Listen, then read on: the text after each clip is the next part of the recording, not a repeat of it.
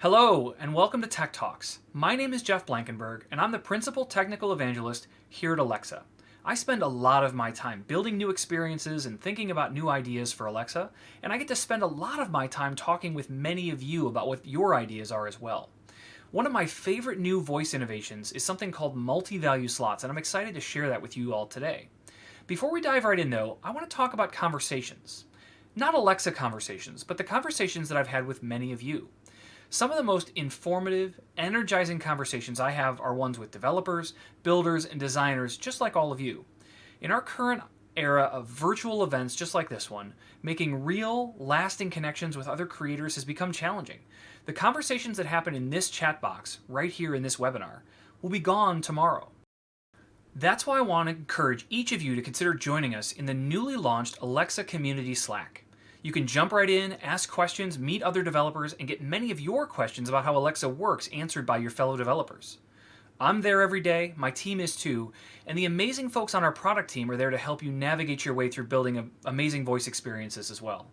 I'd love to connect with you there. Just head over to alexa.design/Slack. You can even do it right now. Okay, now that you're all rushing over to Slack, let's talk about the agenda for today's topic, multi-value slots. We're already deep into our introduction, but then we're going to talk about what multi-value slots are, how to use them in your voice skills, and we will cover some of the best practices that you should consider when using multi-value slots. Near the end, we'll also talk about the Ask Controls framework. That Ask stands for Alexa Skills Kit, and if you've built any skills before, you're very familiar with the Alexa Skills Kit at this point. But we're going to talk about the Ask Controls framework and how you can use the new multi-value list control to take your multi-value slot experiences even further with only a few lines of code. Finally, I'll try to put a nice bow on this entire story before we end this session. So the first obvious question to ask is, what are multi-value slots? Before we do that, I want to jump into a quick story time. I've been building applications for voice since 2015, and as a result, I've encountered a number of experiences that are just challenging to create in a conversation with a digital assistant like Alexa. I remember when I first started my first trivia game, and I found it so difficult to manage my gigantic answer slot. I had tons of questions and tons of answers, and I found that it was consuming my work to think about how I was going to put all of these values inside the slot. I had thousands of trivia questions, and every time that I wanted to add a new question, I had to update that slot value, which also meant going through certification. Many things have changed since that time. First, you can now update only your slot values without waiting the standard 48 to 72 hours for certification. Second, our amazing team of developers and scientists introduced something called dynamic entities, which allows us to modify and change our slot values at runtime, which is awesome because you need those things to change from time to time. This innovation completely changed my approach, making it much easier for me to build a great experience, allowing me to just substitute the correct answer in my slot instead of having all the answers all the time. That made a huge difference in my development process and what the experience was for my customers. It's this kind of innovation that really gets me excited about what we're doing with Alexa, and multi-value slots is another great example of this. I think it's going to help you solve some really serious voice problems that we had in our applications yesterday, and make it much easier for you to construct these kinds of experiences in the future. One thing that makes conversations more natural is the ability to speak out multiple values of the same type in a single sentence, similar to what we do in our daily conversations. For example, my wife and I could be discussing dinner plans, and I would say, "What can we cook with potatoes and broccoli for dinner?" If you want your customers to be able to have similar conversations with your Alexa skill, you can use the multi-value slot in your skill. Prior to multi-value slots, here's how you might have implemented that conversation within your skill. Alexa, open recipe suggestions. Welcome to Recipe Suggestions. Tell me the first ingredient you have today. I have potatoes. Got it. Potatoes. What is the second ingredient you want today? Some broccoli. Got it. Based on your ingredients, I would recommend trying this Italian potatoes and broccoli recipe. Now, while this works functionally, it's not very natural for your users to step through each ingredient. Think back to our original example. What can we cook with potatoes and broccoli for dinner? By using multi-value slots, we can almost replicate that exact same phrasing. Alexa, ask recipe suggestions what we can cook with potatoes and broccoli for dinner. Awesome. Based on your ingredients, I would recommend trying this Italian potatoes and broccoli recipe. You can also see this kind of experience translating to food ordering, like pizza toppings. I want a pizza with pepperoni, sausage, and green peppers. No one wants to be able to say, I want pepperoni. Now I want green peppers. Now I want sausage. They want to be able to say it in the same way that they would say a conversation to someone on the phone or at a counter when they're ordering food. I want to order pepperoni, sausage, and green peppers.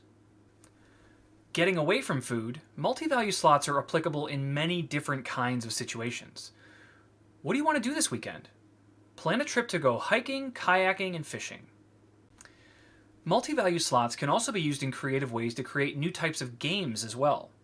For example, let's have one where we have to come up with creative solutions to scenarios, like this. Name 3 things that have pears. Ears, socks, and fruit.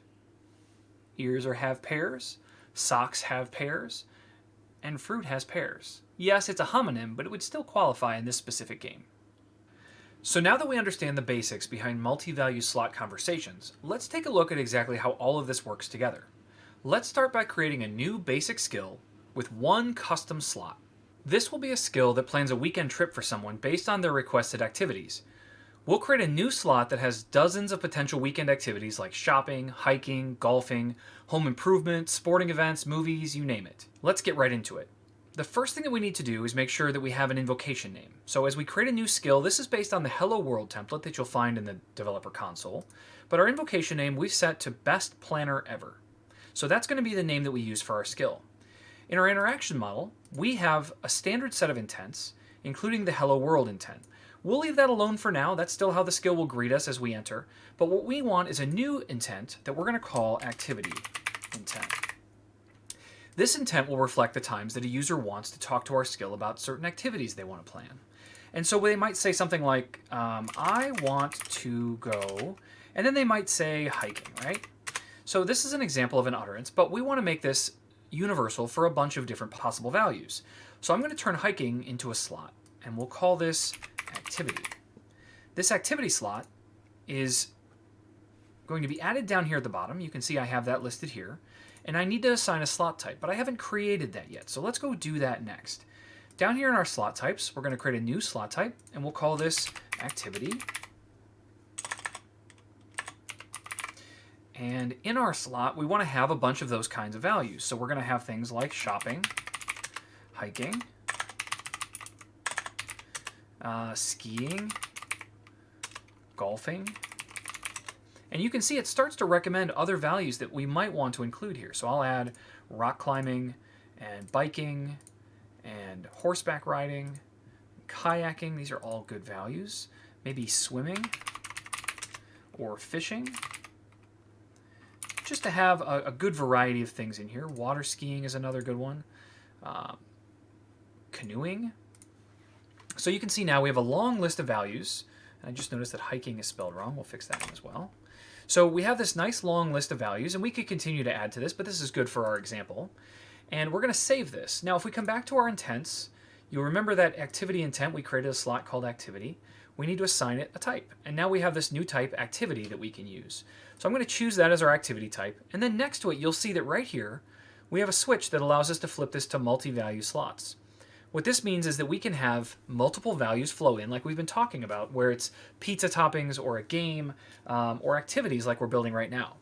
So in this case, we're going to leave it off. I want to show what the default value behavior is, and then we'll flip it in just a moment.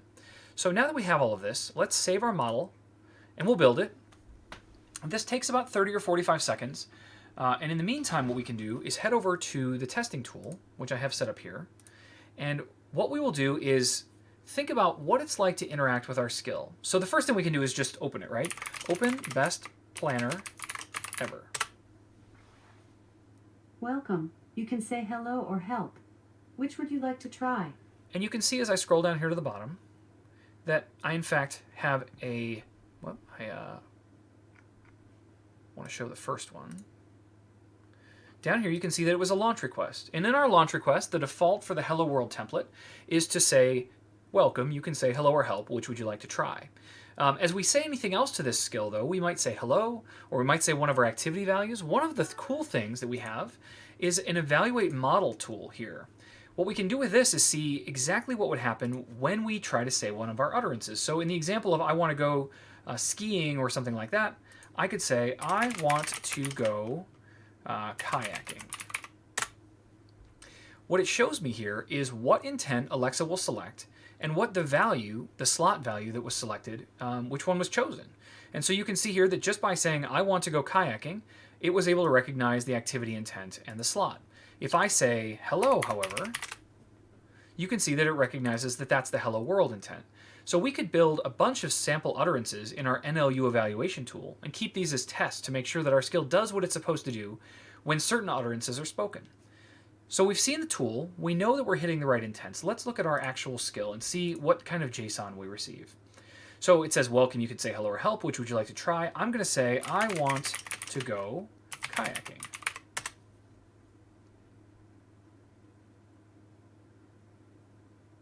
Now, You just triggered activity intent. all it knows is that I hit the activity intent. Well, we have an intent reflector function that lives inside of our default code that lets us know which function was hit, but we didn't actually write any code to handle this. So we wouldn't expect there to be an actual response. But what we would expect is to be able to take a look at this and see that inside our intent, we have the activity intent. We can see the value that the user spoke, which was kayaking. We can also see some entity resolution to see that we had a success match and that we matched the word kayaking. One of the other pieces that lives down here, though, is the additional information about our slot and this simple value kayaking. So this is how it works right now. So what would happen if I say, I want to go kayaking, skiing, and mountain climbing? Sorry, I'm not sure. So the skill says, I'm not sure because I think I might have actually exited the skill. So let's try this one more time. Let's open Best Planner Ever. Welcome. You can say hello or help. And we'll try this statement Which again. would you like to try? I want to go kayaking, skiing, and mountain climbing. You just triggered activity intent. And when we look at it this time, you'll see that what it does is it takes all of those values that I spoke, and it says kayaking, skiing, and mountain climbing all is one value. What this means is that inside my code, I have to figure out how to parse this and identify what the individual pieces are. This is a lot of extra work that I don't necessarily want to do when I just want to be able to recommend an activity to my user. So by adding multi-value slots, we can change this behavior fundamentally. Let's jump back to our interaction model and go make that change. So if we close our testing tool and we come down to our slot, we're going to turn on multi-value slot here. It's the only change that I'm going to make. I'm going to hit save and I'm going to hit build. We do have to wait for our model to build again, so this will take just a moment. But in the meantime, I can refresh my testing tool and get us back to a new session. And as soon as I get the green light that our model has been constructed, we can go ahead and give this a test. So again, it's a quick build that happens, but we do have to wait for this new training model to be created so that we can actually work. So quick build should be sufficient for what we're trying to do. I can say open best planner ever. Welcome. You can say hello or help. Which would you like to try? I want to go kayaking, swimming,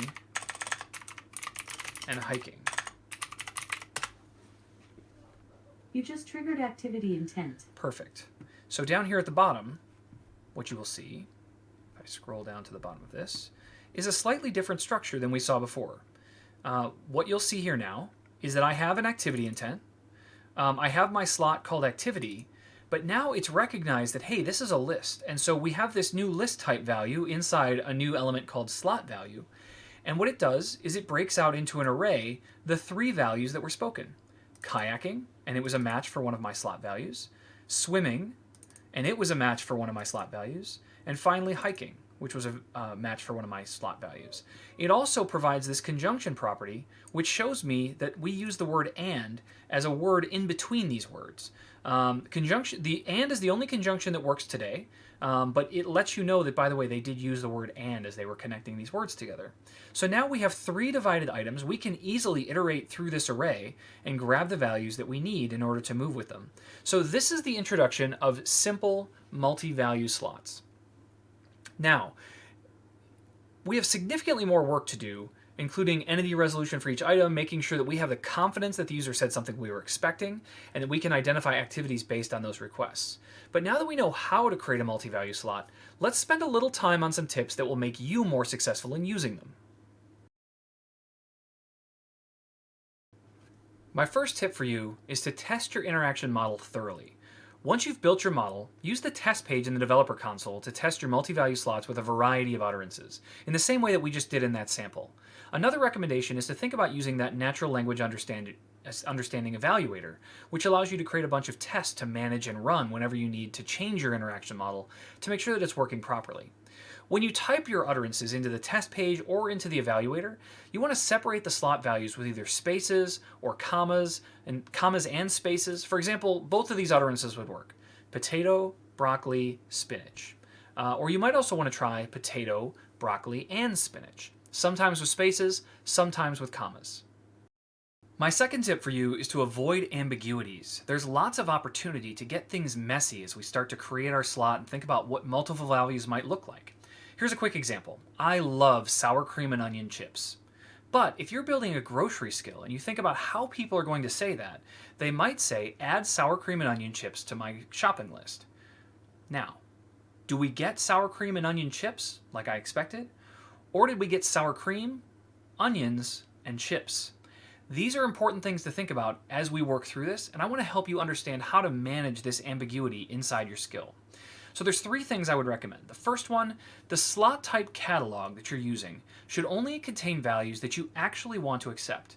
So if you have sour cream and onion chips as values, and you also want to be able to accept sour cream and onion chips, make sure that all 3 of those are independent values in your slot catalog. When the slot type catalog contains all 3, Alexa will choose the longest value and therefore interprets the utterance as a single value, sour cream and onion chips. In this case, users can still get the separate values by changing the way the word and the utterance are managed together. For example, add onion chips and sour cream would have a dramatically different effect than adding sour cream and onion chips. And if you're using multiple value slots with dynamic entities, avoid including entities that can cause ambiguities in your catalog. For example, in the above example, adding values like sour and cream will actually give you less accurate results unless there's a reason for someone to only want to add sour or cream. While you can use a lot of slot types for numbers and dates and times, you'll find that you'll get much more accurate results with custom slot types and built-in list slot types such as Amazon.actor and Amazon.animal. When using a custom slot type, ensure that your catalog has all of the possible values. If you create a large list of custom slot values and encounter a limit on the size of the interaction model, you want to prioritize the most likely values. Multi-value slots will favor recognizing the longest value entity, and since recognition is better when there are less than 5 items within the utterance, ensure your slot design does not force the customer to list more than 5 items at one time. My last tip for you is to consider using the Ask Controls framework. When building a complete skill that uses multi-value slots, you may want assistance with state management, validation, confirmation, interaction model building, and APL for multimodal data input. Today, we're also releasing a new control in the controls framework that offers these features built in and with extensive customization. Before we get too deep on the multi-value list control though, I want to take a second to talk about the Ask Controls framework. It's built on top of the Ask SDK for Node.js and is designed to simplify creating large multi-turn skills with reusable components called controls. Amazon now offers multiple ways to construct your Alexa voice experiences. There's the traditional interaction model, which we saw earlier in this video, Alexa Conversations, and the Ask Controls framework. Each one helps solve complex problems, and with the Ask Controls framework, here's some of the examples of scenarios in which it really excels. It's good at tracking questions and answers, including simple yes and no questions and multi-stop sequences. It helps resolve confusion. For example, when a user says 15, but Alexa hears 50. Reacting appropriately when a user says things out of order, or when the user takes the initiative and directs the conversation in a completely new direction. It helps maintain the flow as the topic of a conversation changes, and it ensures that Alexa asks a question and moves the conversation forward on every dialogue turn. The features and capabilities of the Ask SDK controls framework provide an extensible and maintainable way to accomplish these dialogue behaviors. When a user issues directives to Alexa, the interaction style is called user initiative. When a user answers Alexa's questions, the interaction style is often called system initiative. Skills that provide only one interaction style are relatively simple to implement, but probably don't provide natural interactions. In a natural interaction, users expect Alexa to guide the dialogue and also might want to take control and change the topic from time to time. The interaction style of mixed initiative can be difficult to implement as a skill grows in size and complexity. Some of the other awesome things about the controls framework are that multimodal features. Some Alexa devices have a screen and provide a surface for interaction. Building a skill that communicates with the user using both their voice and screen can be challenging, as the user might only use voice, only use the screen, or move freely between the two. Another common challenge when building skills is the need to create an interaction model that it can interpret a wide range of utterances without introducing conflicts. When you create reusable dialogue components, you also need to design intents and slots shared by those components, even if different people or teams author those components. The controls framework provides a solution for consistent interaction model design and programmatic generation of the interaction model. So let's take a look. The multi-value list control offers some extended functionality beyond the traditional multi-value slot that we created earlier. With the multi-value list control, you can still collect multiple values from your user in one utterance, but you also get the capabilities to validate and confirm their values in one simple phrase. As you can see here, adding a multi-value list control is relatively straightforward. In the code you can see on screen, we could create our control, we give it an ID, in this case, my activity list. The slot type property refers to the slot we have defined in our interaction model, named list of activities. Finally, we have list item IDs. This is a list of the valid values that this slot can accept.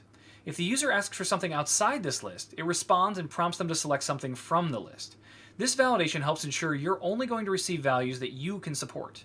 For an example, Alexa might say, "What is your selection?" And the user can say, "I want to go camping and swimming." Well, in this example, swimming isn't a valid value. So Alexa might say something like, "I'm sorry, swimming isn't something I can provide. You can say biking, camping, or any of the other items on my list." This is the minimum required properties for using the multi-value list control. Let's take a look at how we can combine this with confirmation to give our users the confidence that we heard what they said and they know that the activities that they recommend are going to be selected.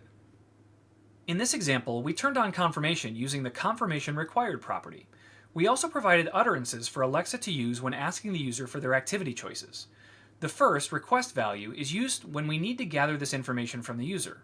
For example, "What would you like to do on your trip?" The second, confirm value, is appended to a list of all the options that our user selected. For example, "I added hiking and biking. Is that all?" Finally, there's the value confirm property. This is what Alexa will say when the user confirms that we've gathered the complete list of their choices. If they say no along the way, it will automatically revert back to the request value to make sure that they've gathered everything accurately. So a conversation might sound like Alexa saying, "What would you like to do on your trip?" And the user says, "I want to go hiking and biking." And Alexa says, "I've added hiking and biking. Is that all?" The user says, "Yes, that's it." And Alexa says, "Okay, great." As I mentioned earlier, another fantastic benefit of the multi-value list control is its ability to produce a rich APL interface on screen devices like the Echo Show. As a user is creating a list of activities, the multi-value list control can automatically create and display a list of their choices on the screen as it happens. As we wrap up, I want to make sure that I leave you with a couple of key points to remember. First, multi-value slots and the multi-value list control are just tools to help make your conversations more natural to your users. It's very tempting to take a new feature and apply it everywhere, but as with all the new innovations made for Alexa skills, they each serve their own purposes. Just because you have a hammer doesn't mean everything needs to be a nail, right? If you use the traditional slots to collect a single item, keep doing it. There's nothing wrong with that at all. Multi-value slots are specifically designed to capture multiple values in one single utterance when that's called for in your skill. Second, make sure you thoroughly test your new multi-value experiences. Using tools like the NLU Evaluator will make it easy for you to test and retest your expected conversations every time you make a change to your model. Finally, I want to remind you that there's a place you can go to meet, network, and discuss Alexa and skill development with other developers, and many of the folks working at Alexa, including me. All of us working on the multi-value slots will be chatting in the Alexa community Slack immediately after this broadcast. Head over to alexa.design/Slack to join us, ask questions, and engage the community. And with that, I want to thank all of you for joining me today. As I said earlier, my name is Jeff Blankenberg. I'm the Principal Technical Evangelist here at Amazon for Alexa, and I spend all of my time thinking about how to make skill development and voice experiences better for everyone. I hope you'll come find us, and I look forward to talking to you soon. We've created a survey, both on screen and in the chat, that you can click on to go give us your feedback on how we did today, what you think about this kind of content, and what we can do better in the future.